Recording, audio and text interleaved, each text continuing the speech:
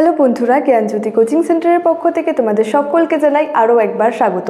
আজকে তোমাদের সঙ্গে আলোচনা করব যে সমস্ত প্রাচীন ভারতের যে উপাদানগুলি রয়েছে সেই উপাদানগুলি থেকেই প্রত্নতাত্ত্বিক উপাদান সম্পর্কে।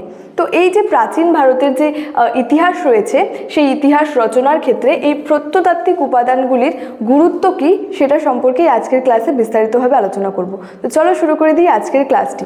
দেখো, প্রথমেই যদি বলি এই উপাদানগুলি সম্পর্কে, তো এই উপাদান বলতে বোঝায় হচ্ছে এই যে অতীতের যে সমস্ত গুরুত্বপূর্ণ ঘটনাগুলি রয়েছে সেই যে ঘটনাগুলি জানার জন্য ঐতিহাসিকরা যে সমস্ত তথ্যের উপর নির্ভর করে সেই নির্ভরশীল তথ্যগুলিকেই কিন্তু ইতিহাসের উপাদান বলা হয়।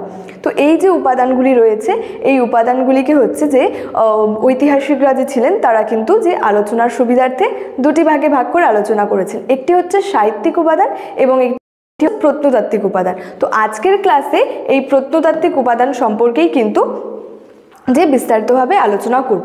দেখো, প্রত্নতাত্ত্বিক উপাদান, তো প্রথমেই কি বলা যায় যে প্রাচীন ভারতের ইতিহাস রচনার ক্ষেত্রে এই প্রত্নতাত্ত্বিক উপাদানগুলি কিন্তু যে যথেষ্ট গুরুত্বপূর্ণ। ঠিক আছে, তো এখানে বলা হয়েছে দেখো যে বিজ্ঞানের সাহায্যে সুনির্দিষ্ট পদ্ধতিতে মাটি খনন করে এবং মাটি খনন করে যে সমস্ত আর কি বস্তু আবিষ্কৃত বা নিদর্শন আবিষ্কৃত হয়েছিল, তো সেগুলি এছাড়াও যে ভূপৃষ্ঠে প্রাপ্ত যে সমস্ত যে পুরনো বস্তু থেকে কিন্তু প্রাচীন মানুষের যে বাস্তব জীবন সম্পর্কে কিন্তু নানা তথ্য পাওয়া যায়। অর্থাৎ এই যে খনন কার্যের ফলে যে সমস্ত যে নিদর্শনগুলি পাওয়া যায়, এছাড়াও ভূপৃষ্ঠ থেকে যে সমস্ত পুরনো বস্তুগুলি বা নিদর্শনগুলি যে আবিষ্কৃত হয়েছে বা পাওয়া গেছে সেগুলি থেকে কিন্তু যে প্রাচীন মানুষের বাস্তব জীবন সম্পর্কে কিন্তু বিভিন্ন তথ্য সম্পর্কে জানা যায়। তো এই যে তথ্যগুলি সম্পর্কে জানা যায় এটাকেই কিন্তু বলা হয় যে প্রত্নতত্ত্ব। তো এই যে বিভিন্ন এক্ষেত্রে কিন্তু প্রত্নতাত্ত্বিকদের কথা বলা যেতে পারে, যেমন ভারতীয় প্রত্নতাত্ত্বিক, এছাড়াও যে ইউরোপীয় প্রত্নতাত্ত্বিক কারা ছিলেন। দেখো, প্রথমে যদি বলি ইউরোপীয় যে প্রত্নতাত্ত্বিকদের কথা, তাদের মধ্যেই উল্লেখযোগ্য ছিলেন হচ্ছে যে স্যার উইলিয়াম জোন্স, এছাড়াও যে জেমস প্রিন্সেপ, এছাড়াও হেমিল্টন বুকানন, এছাড়াও রয়েছে স্যার জন মার্শাল। এরা ছিলেন হচ্ছে যে ইউরোপীয় যে প্রত্নতাত্ত্বিক, তাদের নাম কিন্তু এগুলি ছিল। এবার হচ্ছে ভারতীয় যে প্রত্নতত্ত্ববিদ ছিলেন তারা কারা ছিলেন, দেখো তাদের মধ্যে সর্বাপেক্ষা উল্লেখযোগ্য হচ্ছে যে রাখালদাস বন্দ্যোপাধ্যায়, এছাড়াও রয়েছে হচ্ছে যে দয়ারাম সাহিনী। এদের যে গবেষণার ফলে যে প্রাচীন ভারতীয় ইতিহাসের কিন্তু নানা তথ্য সম্পর্কে কিন্তু জানা সম্ভবপর হয়। অর্থাৎ এরাই ছিলেন হচ্ছে যে ভারতীয় প্রত্নতাত্ত্বিক ছিলেন, প্রত্নতত্ত্ববিদ ছিলেন হচ্ছে রাখালদাস বন্দ্যোপাধ্যায়, দয়ারাম সাহিনী। এরা উল্লেখযোগ্য ছিলেন ভারতীয় প্রত্নতত্ত্ববিদদের মধ্যে। এছাড়াও যে ইউরোপীয় প্রত্নতত্ত্ববিদ ছিলেন তাদের মধ্যে সর্বাপেক্ষা উল্লেখযোগ্য হচ্ছে যে স্যার উইলিয়াম জোন্স এবং হচ্ছে জন মার্শাল। তো এটা হচ্ছে যে প্রত্নতাত্ত্বিক উপাদান সম্পর্কে কিন্তু বলা হয়েছে। নেক্সট রয়েছে হচ্ছে যে এই প্রত্নতাত্ত্বিক উপাদানগুলির মধ্যে কি কি রয়েছে, কোন কোন বিষয়গুলি রয়েছে। প্রথমেই বলা যেতে পারে মুদ্রা সম্পর্কে। মুদ্রা ছাড়াও কিন্তু লিপি রয়েছে, স্থাপত্য ভাস্কর্য রয়েছে, কিন্তু মুদ্রার কথা আর কি প্রথমে বলা যেতে পারে। দেখো, এই প্রাচীন ভারতের যে ইতিহাস সেটা রচনার ক্ষেত্রে কিন্তু এই মুদ্রাগুলির গুরুত্ব অপরিসীম এবং এই মুদ্রাগুলি কিন্তু এক ধরনের ঐতিহাসিক দলিল। তো খনন কার্যের ফলে বা যে ধ্বংসস্তূপের মধ্যে থেকে যে সমস্ত যে আর কি তথ্য পাওয়া যায় বা নিদর্শন পাওয়া যায় সেগুলি থেকে কিন্তু প্রাচীন ভারতের ইতিহাসের নানা তথ্য সম্পর্কে কিন্তু জানা সম্ভবপর হয়। এছাড়াও মুদ্রা থেকে কি জানা যায়, দেখো যে ভারতে প্রাপ্ত প্রাচীনতম মুদ্রাগুলিতে কেবলমাত্র মূর্তি ও প্রতীক চিহ্ন দেখা যায়। এছাড়াও বলেছে যে রাজা ছাড়াও কিন্তু ব্যবসায়ী এবং যে বাণিজ্যিক সংস্থা ছিল তারাও কিন্তু মুদ্রার প্রবর্তন করত। তো এই যে বলা হয়েছে ভারতে গ্রিক আক্রমণের পর থেকে কিন্তু মুদ্রার ওপর রাজার নাম লেখার যে পদ্ধতি সেটা কিন্তু প্রচলিত হয়েছিল বা চালু হয়েছিল। তো এই মুদ্রাগুলি থেকে হচ্ছে যে পাঞ্জাব এবং যে উত্তর পশ্চিম সীমান্তে প্রাপ্ত ব্যাক্ট্রিয় যে গ্রিক রাজাদের মুদ্রাগুলি থেকে কিন্তু এই অঞ্চলের যে একটা রাজনৈতিক ইতিহাস সেটা সম্পর্কেও কিন্তু আর কি জানা যায় বা বিভিন্ন তথ্য সম্পর্কে কিন্তু এই মুদ্রাগুলি থেকে জানা যায়। তো এই যে প্রাচীন ভারতের ইতিহাস সেটা রচনার ক্ষেত্রে কিন্তু মুদ্রাগুলির গুরুত্ব অপরিসীম। তো কি এই মুদ্রাগুলির কি কি গুরুত্ব রয়েছে, দেখো প্রথমেই বলা যায় যে এই মুদ্রাগুলি থেকে হচ্ছে আর কি সাহিত্য, ও লিপি থেকে যে সমস্ত তথ্যগুলো যে পাওয়া যায় সেগুলি কিন্তু এই মুদ্রা দিয়ে হচ্ছে যাচাই করা হয়।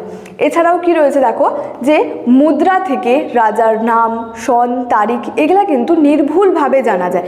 অর্থাৎ বলাই যায় যে এই যে প্রাচীন ভারতের ইতিহাস সেটা রচনার ক্ষেত্রে কিন্তু এই মুদ্রাগুলির গুরুত্ব অপরিসীম। এছাড়াও কি জানা যায় মুদ্রা থেকে, যে ধাতু শিল্প এবং শিল্পকলা সম্পর্কে কিন্তু যে বিস্তারিতভাবে এই মুদ্রাগুলি থেকেই আমরা জানতে পারি। এছাড়াও ভারতের যে সমস্ত আর কি যে রোমান মুদ্রাগুলি পাওয়া গেছে সেগুলা থেকে জানা যায় যে ভারতের সঙ্গে যে রোমের একটা বাণিজ্যিক সম্পর্ক বা বাণিজ্যের কথা কিন্তু এই যে ভারতে যে রোমান মুদ্রাগুলি পাওয়া গেছিলো সেগুলি থেকে কিন্তু বিস্তারিতভাবে জানা যায়। এছাড়াও রয়েছে দেখো যে সমুদ্রগুপ্তের মুদ্রাগুলি থেকে তার আমলের যে অশ্বমেধ যজ্ঞ সেটা সম্পর্কে, এছাড়াও যে শিকার প্রিয়তা অর্থাৎ শিকার, এছাড়াও যে সঙ্গীতানুরাগের কথাও কিন্তু সেই সমুদ্রগুপ্তের যে মুদ্রাগুলি ছিল সেগুলি থেকে কিন্তু জানা যায়। এছাড়াও যে স্বর্ণ মুদ্রায় খাদের পরিমাণ লক্ষ্য করে সেই রাজ্যের যে আর্থিক অবস্থার কি উন্নতি ছিল বা কি অবনতি সেটারও কিন্তু যে তথ্য সেটাও কিন্তু বিস্তারিতভাবে জানা যায়। তো সুতরাং বলাই যায় যে প্রাচীন ভারতের যে ইতিহাস সেটা রচনার ক্ষেত্রে কিন্তু মুদ্রাগুলি খুবই গুরুত্বপূর্ণ কিন্তু মানে গুরুত্ব আর কি রয়েছে। এছাড়াও রয়েছে দেখো যে লিপি, আমি একটু আগেই বললাম যে প্রত্নতাত্ত্বিক উপাদানের মধ্যে যে সমস্ত আর কি বিষয়গুলি রয়েছে, প্রথমেই মুদ্রার কথা বলা যেতে পারে, নেক্সট যেটা বলা যেতে পারে সেটা হচ্ছে লিপি। তো এই প্রত্নতাত্ত্বিক উপাদান হিসেবে কিন্তু এই লিপিগুলির যে গুরুত্ব সেটাও কিন্তু অপরিসীম। দেখো প্রাচীন ভারতের যে সূচনা লগ্ন ঐতিহাসিক গ্রন্থের অভাব থাকলেও বিভিন্ন যে লেখমালার সাহায্যে কিন্তু বিভিন্ন তথ্য সম্পর্কে আমরা জানতে পারি। এছাড়াও কি রয়েছে যে প্রাচীন ভারতে হচ্ছে এই ধরনের অনেক কিন্তু লেখমালা আবিষ্কৃত হয়েছে, অর্থাৎ প্রাচীন ভারতের ইতিহাস রচনার ক্ষেত্রে কিন্তু এই ধরনের অনেক কিন্তু যে লিপি বা কিন্তু লেখমালা পাওয়া গেছে, যদিও তাদের মধ্যে হচ্ছে বেশিরভাগই কি বলেছে যে তামা এবং হচ্ছে পাথরের ওপর কিন্তু উৎকীর্ণ অর্থাৎ যে তামা ও পাথরের ওপর কিন্তু খোদাই করা রয়েছে। এছাড়াও সাহিত্যগুলির তুলনায় কিন্তু লিপিগুলির রচনাকাল সুনির্দিষ্ট। লিপিগুলি থেকে কি জানা যায় যে যেমন সাল, তারিখ, এছাড়াও রাজা ও রাজবংশের যে বিবরণ সেটাও পাওয়া যায়। সমাজ সংস্কৃতির কিন্তু পরিচয়ও এই লিপিগুলি থেকে কিন্তু আমরা জানতে পারি। তো এই লিপিগুলি কোন মানে যে লিপিতে লেখগুলি যে ছিল সেগুলি কোন লিপিতে খোদিত, দেখো বেশিরভাগ ক্ষেত্রে যে ব্রাহ্মী, খরষ্টি এবং হচ্ছে তামিল লিপিতে কিন্তু এই যে লেখগুলি ছিল সেগুলি কিন্তু খোদাই করা ছিল। তো এই যে প্রাচীন ভারতের যে একটা ইতিহাস রয়েছে সেটা জানার ক্ষেত্রে কিন্তু এই লিপিগুলিরও কিন্তু বেশি গুরুত্ব রয়েছে। তো কি রয়েছে সেই গুরুত্বগুলি দেখো, প্রথমেই সেক্ষেত্রে বলা যেতে পারে যে লিপিগুলি থেকে হচ্ছে যে রাজার নাম, তার রাজত্বকাল, সন, তারিখ, তার রাজ্যজয়, ধর্মবিশ্বাস প্রভৃতি বিষয় সম্পর্কে কিন্তু বিস্তারিতভাবে জানা যায়। অর্থাৎ যে ঐতিহাসিক রাজবংশগুলি ছিল, রাজার নাম থেকে শুরু করে তার রাজ্যজয়, ধর্মবিশ্বাস, সন, তারিখ সম্পর্কে কিন্তু বিস্তারিতভাবে জানতে পারা যায়। এছাড়াও হচ্ছে যে লিপিগুলি যে ছিল সেগুলি যুগ যুগ ধরে অক্ষত থাকে বলে কিন্তু এগুলির গুরুত্ব বা যে সত্যতা সেটাও কিন্তু প্রশ্নাতীত। ঠিক আছে, দেখো আরও রয়েছে হচ্ছে যে এই যে লিপিগুলি থেকে নির্দিষ্ট সময়ে দেশের যে রাজনৈতিক অবস্থা কেমন ছিল বা যে অর্থনৈতিক জীবন কেমন ছিল, ধর্মীয় জীবন কেমন ছিল সেগুলি সম্পর্কেও কিন্তু বিস্তারিতভাবে জানতে পারা যায় আর কি।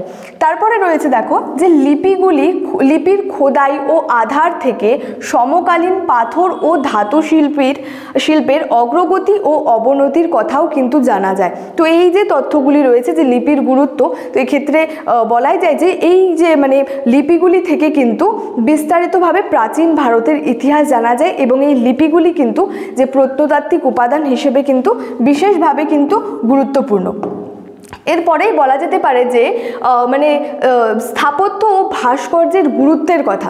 তো প্রাচীন ভারতের ইতিহাস রচনার ক্ষেত্রে কিন্তু এই স্থাপত্য ও ভাস্কর্যগুলিও কিন্তু বেশ একটা গুরুত্ব রয়েছে। ঠিক আছে, যেমন বলা যায় যে প্রাচীন ভারতের যে সৃজনশীল সাংস্কৃতিক ঐতিহ্য বিভিন্ন শিল্পীদের হচ্ছে যে শিল্প নিদর্শনের হচ্ছে প্রতীয়মান। তো এই ধরনের যে শিল্প নিদর্শনগুলি রয়েছে সেগুলি হলো যে স্থাপত্য, ভাস্কর্য এবং হচ্ছে চিত্রকলা। তো স্থাপত্যগুলির মধ্যে কি রয়েছে বা স্থাপত্যগুলি কি? দেখো, স্থাপত্য হলো যে প্রাচীন সৌধ, এছাড়া হচ্ছে যে স্মৃতিস্তম্ভ, নগরের ধ্বংসাবশেষ।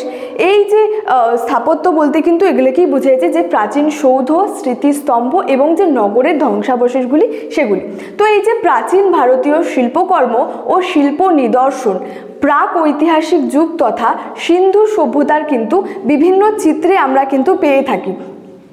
এছাড়াও যে প্রাচীন ভারতীয় নগরী, যেমন বলা যায় যে পাটলিপুত্র, তক্ষশিলা, সারনাথ ইত্যাদির ধ্বংসাবশেষ থেকে কিন্তু সেই সময়কার যে সমাজ সংস্কৃতি যে সম্পর্কে কিন্তু জানা যায়। তারপর রয়েছে দেখো ভাস্কর্য শিল্প, অর্থাৎ এই যে মানে স্থাপত্য ভাস্কর্যের গুরুত্বের কথা বললাম, তো এর আগেই বললাম যে স্থাপত্যের কথা, এখন হচ্ছে ভাস্কর্য। তো ভাস্কর্য শিল্পের মধ্যে কি কি বিশেষভাবে গুরুত্বপূর্ণ রয়েছে দেখো, সেখানে যেগুলি উল্লেখযোগ্য রয়েছে সেটা হচ্ছে গান্ধার, মথুরা এবং হচ্ছে যে অমরাবতী শিল্প কিন্তু বিশেষভাবে এগুলা হচ্ছে উল্লেখযোগ্য। এবং এই যে ভাস্কর্যগুলি ছিল এগুলি কিন্তু পাথর, ধাতু ও পোড়ামাটিতে কিন্তু তৈরি ছিল। প্রথমে স্থাপত্য সম্পর্কে বললাম, তারপরে ভাস্কর্য, এবার আছে হচ্ছে চিত্রকলা বা যে চিত্র। তো চিত্রগুলির মূল বিষয় কি ছিল?